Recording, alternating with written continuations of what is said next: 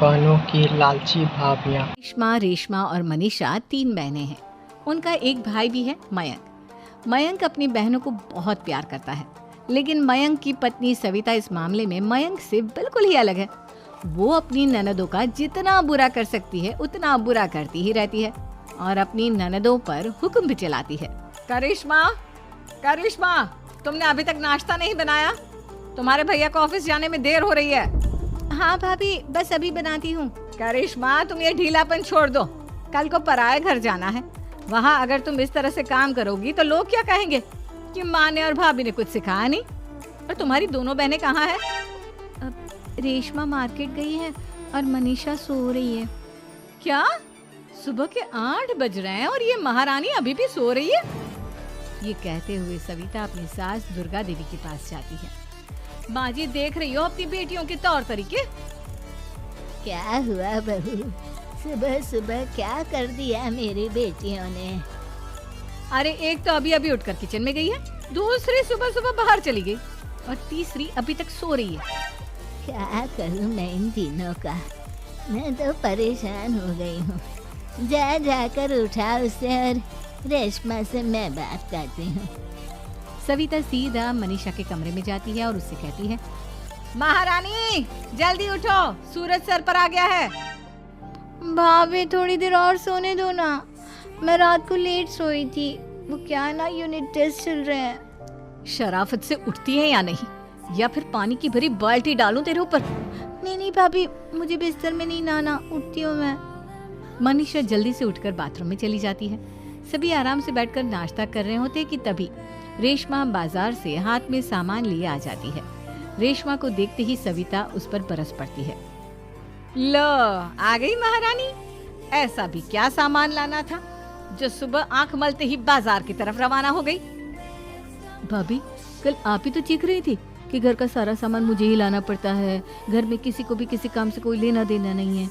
अब मैं बाजार जाकर सामान ले आई तो आपको इस बात से भी तकलीफ हो रही है? देख रही हो माँ जी, अपनी बेटी की जुबान कैंची से भी तेज चलती है।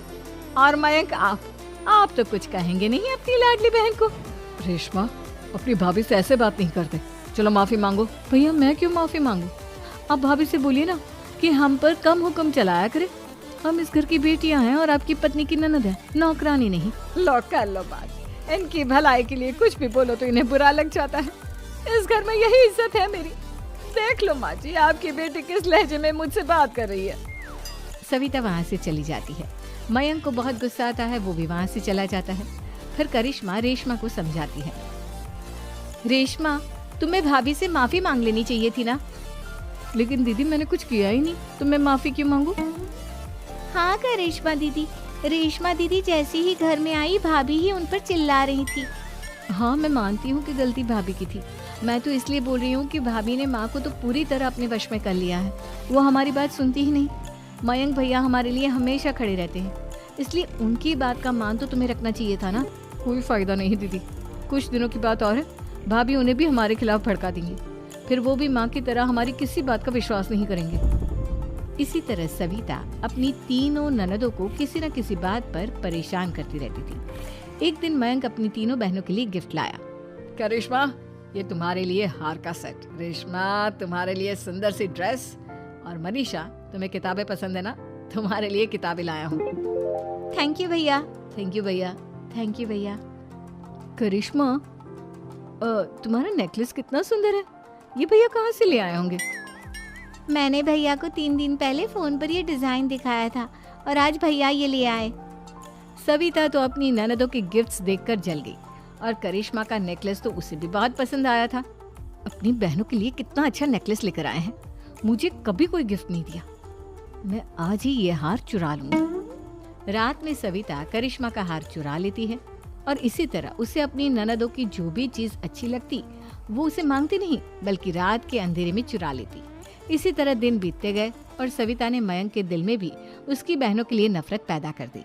एक दिन मयंक ने करिश्मा और रेशमा के लिए रिश्ता देखा और ये बात उसने घर में सबको बताई। माँ, करिश्मा और रेशमा के लिए बहुत अच्छा रिश्ता आया है, वो लोग कल इन्हें देखने आ रहे हैं। आप और सविता मिलकर सारी तैयारी कर लेना। ये सुनकर करिश्मा और रेशमा खुश हो जाती हैं, लेकिन सविता सोचती है, अगर इन दोनों बहनों की शादी हो गई तो घर और बाहर का काम कौन करेगा? मनीषा तो एक नंबर की कामचोर है, उससे तो किसी बात की उम्मीद लगाना ही बेकार है। मुझे इस शादी को रोकना होगा। अगले दिन सभी लड़के वालों के स्वागत की तैयारी करने में लगे होते हैं। तभी मयंक अपनी बहनों से आकर कहता है, तैयार हो गई तुम दोनों? देखो दोनों लड़के बहुत अच्छे हैं, मैं कोई कसर नहीं छोड़ना चाहता, इसलिए तुम उनके सामने अच्छे से बिहेव करना और अपनी भाभी से लड़ने मत लग जाना। करिश्मा, तुम वो नेकलेस पहन लो ना जो मैं तुम्हारे लिए लाया था। भैया मैं बहुत देर से वो नेकलेस ढूंढ रही हूँ, लेकिन मुझे मिल ही नहीं रहा। क्या तुमने नेकलेस खो दिया? तुम्हें पता भी है वो कितना महंगा था?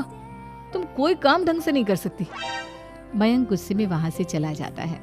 थोड़ी देर बाद लड़के वाले भी आ जाते हैं। वो दोनों बहनों को पसंद कर लेते हैं और रिश्ता पक्का हो जाता है। लेकिन सविता के दिमाग में तो कुछ और ही खिचड़ी पक रही थी। वो पंडित जी के पास करिश्मा की कुंडली लेकर जाती है और उन्हें पैसे देकर करिश्मा की कुंडली बदलवा देती है। जब लड़के वालों के पास करिश्मा की कुंडली जाती है तो वो दुर्गा को फोन करते हैं। बहन जी, हमने करिश्मा की कुंडली अपने पंडित जी को दिखाई थी। आपकी बेटी की कुंडली नहीं बल्कि दोषों का पिटारा है। देखिए, मैं और मेरे पति इन सब बातों में बहुत विश्वास करते हैं, इसलिए हम आपकी बेटी से अपने बेटे की शादी नहीं करा सकते। इस तरह करिश्मा का रिश्ता टूट जाता है और सभी घर वालों को बहुत दुख होता है।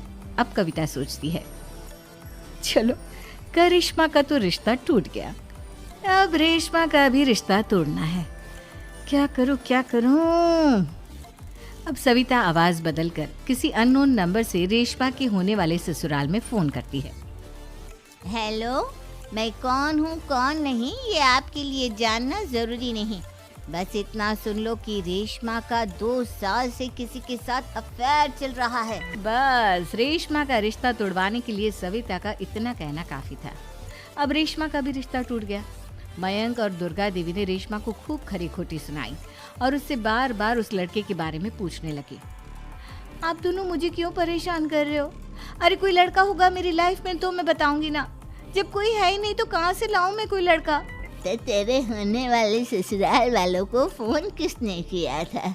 माँ, मैं नहीं जानती किसने फोन किया था, मैं सच कह रही हूँ। मैं तो पहले ही कह रही थी इसकी लगाम खींच कर रखो, लेकिन मेरी सुनता ही कौन है। आप चुप रहिए भाभी, ये सब आपका ही किया धरा है।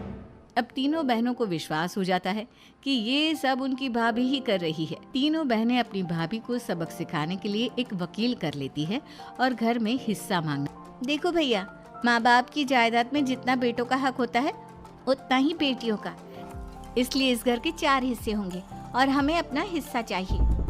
मैंने तुम्हारे लिए क्या क्या नहीं किया और तुम इस घर में हिस्सा मांग रही हो? भैया, आप और माँ हम बहनों की कोई बात नहीं सुनते हो और भाभी हमारी शादी नहीं होने देगी क्योंकि उन्हें लगता है कि आप हमारी शादी में ज्यादा पैसा लगाओगे और उन्हें हम जैसी फ्री की नौकरानी कहाँ मिलेगी। तो हम भाभी के साथ तो रह नहीं सकते, हम बहनों को अपना हिस्सा चाहिए। अरे तुम्हें शर्म आनी चाहिए अपने भाभी पर ऐसा इल्जाम लगाते हुए। वो तुम्हारे बारे में कितना सोचती है। हाँ माँ, भाभी हमारे बारे में बहुत सोचती है। दिन रात बस यही सोचती रहती है कि किस तरह से अपनी तीनों ननदों को परेशान करूं और कभी मुझे पढ़ने भी नहीं देती। दोनों बहनों का रिश्ता भी तो इन्होंने ही तोड़वाया है और रात में हमारे कमरे में आकर हमारी चीजें भी चुराती हैं। इसी तरह सविता की तीनों ननदें अपनी बात पर अड़ी रही। अब कोर्ट में तारीख भी शुरू हो गई। जब सविता को लगा कि उसकी तीनों ननद इतनी आसानी से नहीं मानने वाली, तो उसने अपने पति और सास को सारी सच्चाई बता दी और अपनी तीनों ननद से माफी मांगी। मयंक और दुर्गा को भी अपनी गलती का एहसास हो गया। अब सविता खुद करिश्मा और रेशमा के लिए अच्छा रिश्ता ढूंढती है और उनकी शादी करवाती है।